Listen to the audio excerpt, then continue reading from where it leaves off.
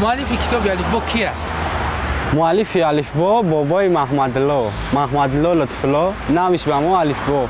الفبای سوره‌دار، صورتش جدا بسیار، قد روی کلان، بچه‌ها شاد و خندان. سوی مکتب میروند، مرغابی‌ها میدوند.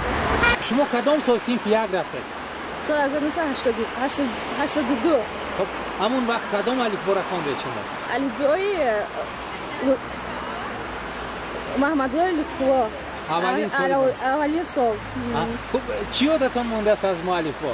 از مؤلف‌ها ما الفبیت ها داشتیم تاجیکی سال. وقتی که همون صنف یک میرفتیم یکم بار حرف ا میگفته انگوری ما شیرین است، قند و عسل برین است میگفتیم.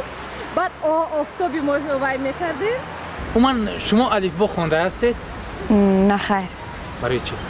برای که من تاجیک نیستم و در شهر تاجیکستان هم نبودم. ایمیدکی من افغان هستم، از شهر افغانستان آمدگیم و صنف یک عموما نخواندم. سراز صنف 3 گذاشتم، اگزم سپردم. یعنی میخواستم که الفبای تاجیکی را خواندم. خواندم که بعدی از آمدن آنجا کلان شدیم خواندیم. معقول الفباشانه. در افغانستان به جای الفبا در صنف یک چی میخوانند؟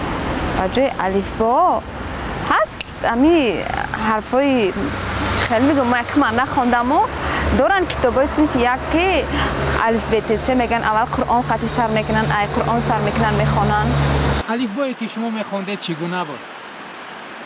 الفبایی که من میخوندم الفبای خیلی عجیب بود.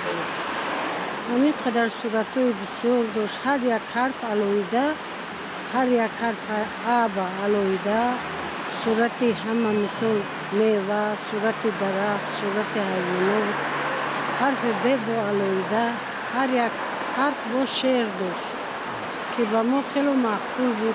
خب معلم عزیز، حاضر مثلا میبینید الفبایی که فرزنده و نبیره های شما میخونن و الفبایی که شما میخونید مقایسه کنید چه خیلی است؟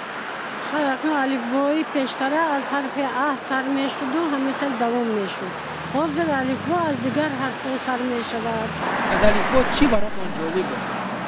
راستی از الفبا برای من همون افسانه بزرگ جنگل‌ها و حرفایی که به یک چسبنده بودن، لانا، خانا، ناما، شانا، بسیارتر برای من همین چیزا جای بود.